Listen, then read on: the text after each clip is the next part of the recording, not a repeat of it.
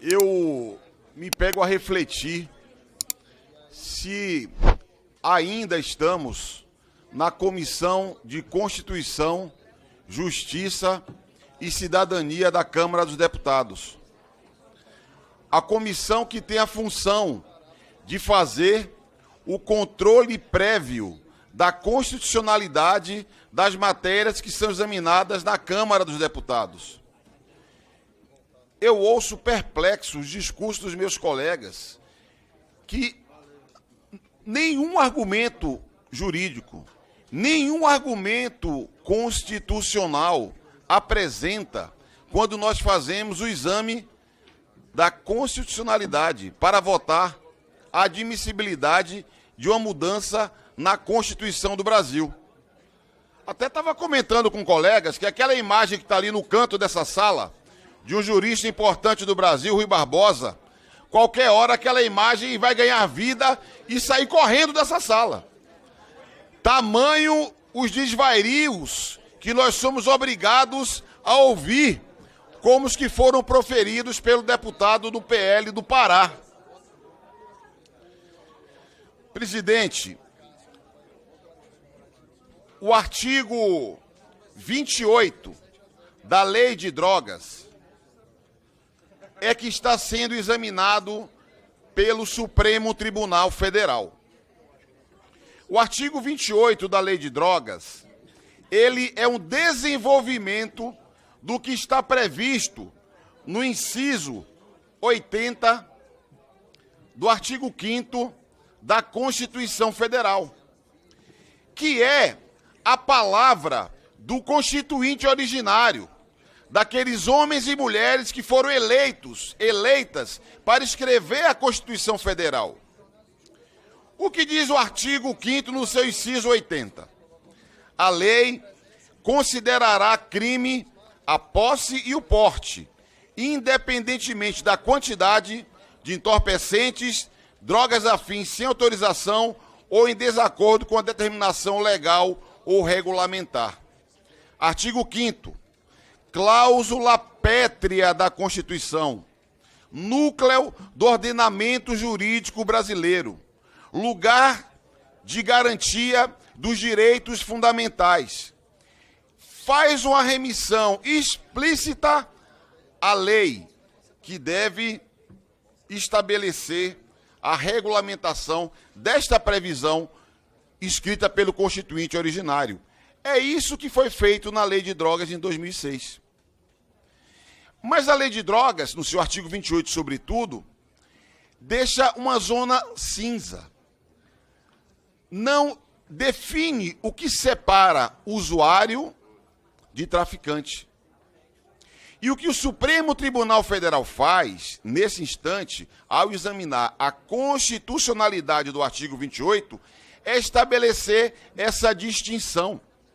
Não há qualquer usurpação à competência legislativa de deputados e deputadas. Muito longe disso.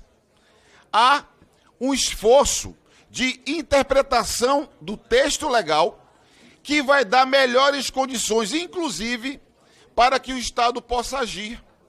Ora, não estamos todos aqui de acordo que é necessário combater o crime organizado? Que é necessário combater o tráfico de drogas? Para combater de modo eficiente, há que se ter inteligência e precisão no alvo.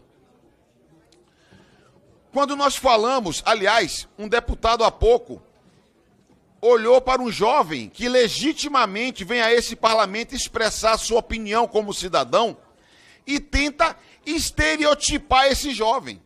É sobre isso. Não por acaso é um policial. É porque hoje é a polícia que arbitra quem é traficante e quem é usuário. Olha para a cara preta e com seu racismo enraigado na sua consciência, desde a formação que infelizmente existe nas academias do Brasil, até a cultura que é hegemônica racista na sociedade brasileira, é ele que arbitra quem faz a separação do joio e do trigo, quem vai liberado e quem vai preso. É sobre isso, sobre a necessidade de termos um critério objetivo para distinguir usuário de traficante que o Supremo Tribunal Federal se debruça sobre essa matéria nesse momento. E atenção, Supremo Tribunal Federal que foi e é cuidadoso. Uma ação que foi ingressada em 2015 e que durante 10 anos o Supremo Tribunal Federal faz um debate, uma reflexão, busca evidências científicas, olha para a experiência internacional e experiências democráticas, porque aqui também tem esse detalhe. Tem gente que é defensor radical da democracia liberal quando convém. Quando não convém, procura os regimes mais autoritários para sustentar os mecanismos que deveriam ser usados para determinadas políticas sociais. Então, o Supremo Tribunal Federal tem sido cuidadoso na elaboração da sua posição, para que o Estado possa agir e ter mais eficiência no combate ao crime organizado, ao tráfico de drogas, que infelicita verdadeiramente o nosso país. Portanto, eu considero uma atrapalhada do Congresso Nacional querer responder ao Supremo Tribunal Federal nesses termos. Em inúmeros momentos, eu próprio discuti, critiquei e critico determinadas decisões do Supremo Tribunal Federal. Assim, um debate que teremos que fazer sobre ativismo legislativo, ativismo judicial. Mas é bom que se diga que a natureza da Suprema Corte Brasileira é ser um organismo contramajoritário. Ele não está ali para sustentar apenas o senso comum, como eu vejo aqui muitas vezes. É lamentável, inclusive, que alguns parlamentares instrumentalizem a dor de famílias. Instrumentalizem a dor de famílias para fazer populismo penal. É lamentável.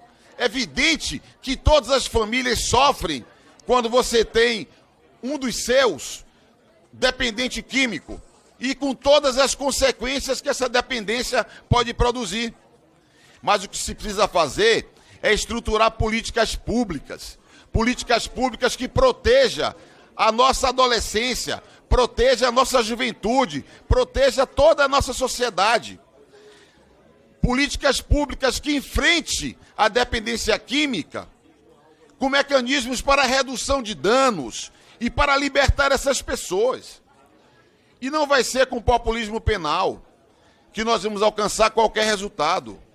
Deputados, deputadas, um debate sério que nós fizéssemos nessa casa nos levaria a revogar a Lei de Drogas de 2006. Essa é que é a realidade, porque a Lei de Drogas é responsável por triplicar a população carcerária do Brasil.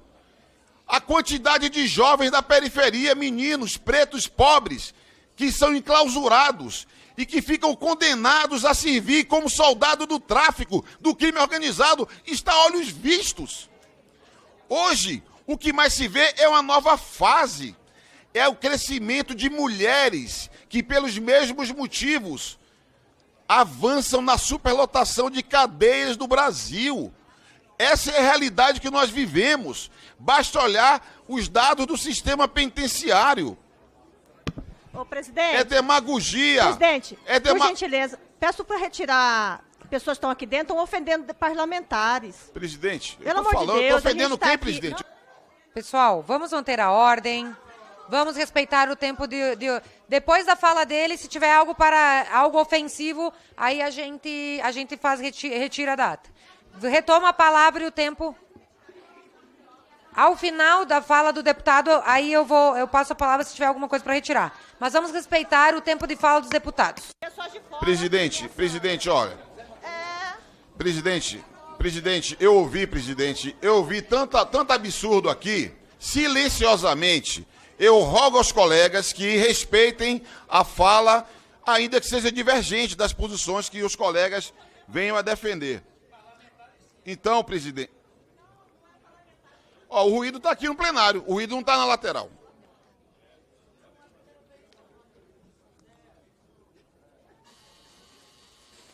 Peço que os assessores visitantes colaborem com silêncio, pois todos os deputados estão aqui respeitando a fala do orador. Muito obrigado. Obrigado, presidente. Por isso, presidente, que eu considero que essa casa, ela deveria sim se refletir sobre estratégias para enfrentar a dependência química do Brasil, estratégias para enfrentar o crime organizado no Brasil, estratégias para criar um ambiente mais saudável para o conjunto da população brasileira. Eu não tenho a menor dúvida que isso é necessário, mas não é com mecanismos como esse. Basta ver desde a apresentação da proposta. Infelizmente, o presidente do Senado, que aliás foi atacado aqui nessa sessão, o presidente do Senado é da lavra dele, uma tentativa de responder a uma decisão do Supremo Tribunal Federal, certamente reagindo a determinadas pressões que a extrema-direita faz sobre ele, mas ferindo até mesmo a trajetória de jurista. Um jurista honrado, importante, que tem uma trajetória, inclusive, no ambiente da Ordem dos Advogados do Brasil.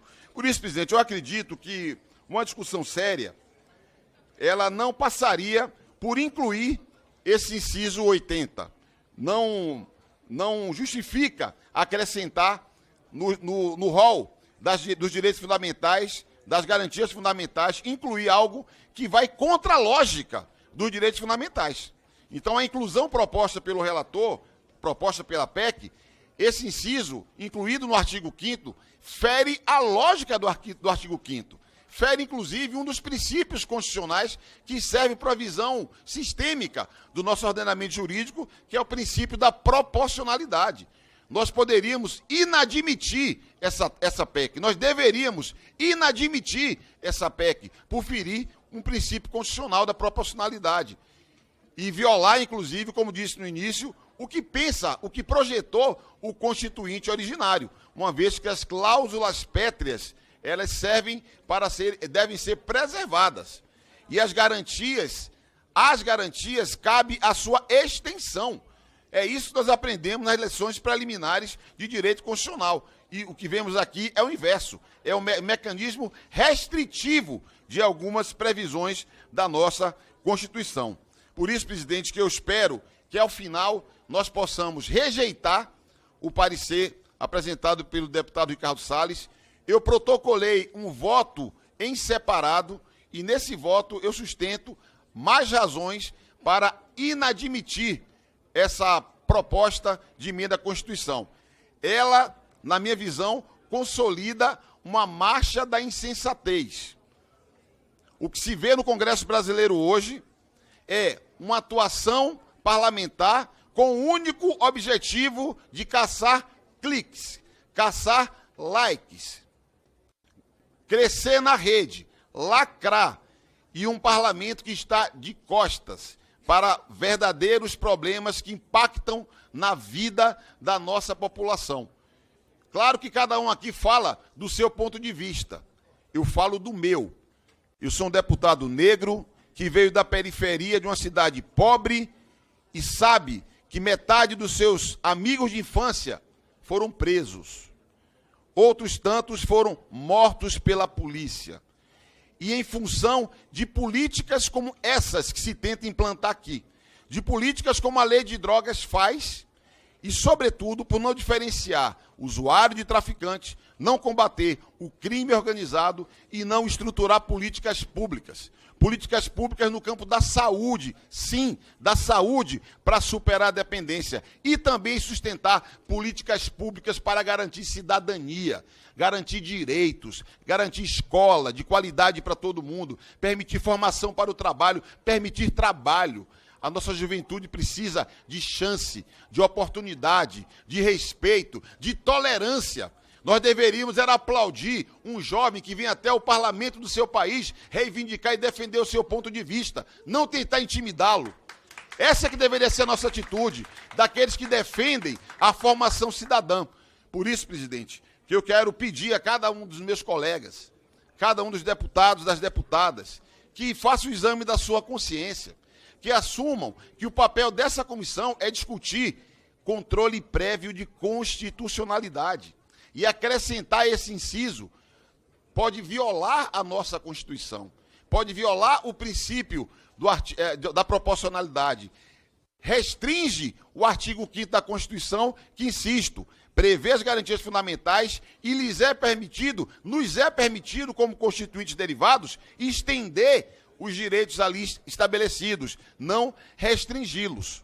É por isso que eu defendo que nós rejeitemos o parecer apresentado e eu sustento o parecer que protocolei, o meu voto separado, inadmitindo essa PEC, que é parte da marcha insensata que o Congresso Nacional faz e que a repercussão prática será mais encarceramento de jovem, preto, pobre da periferia.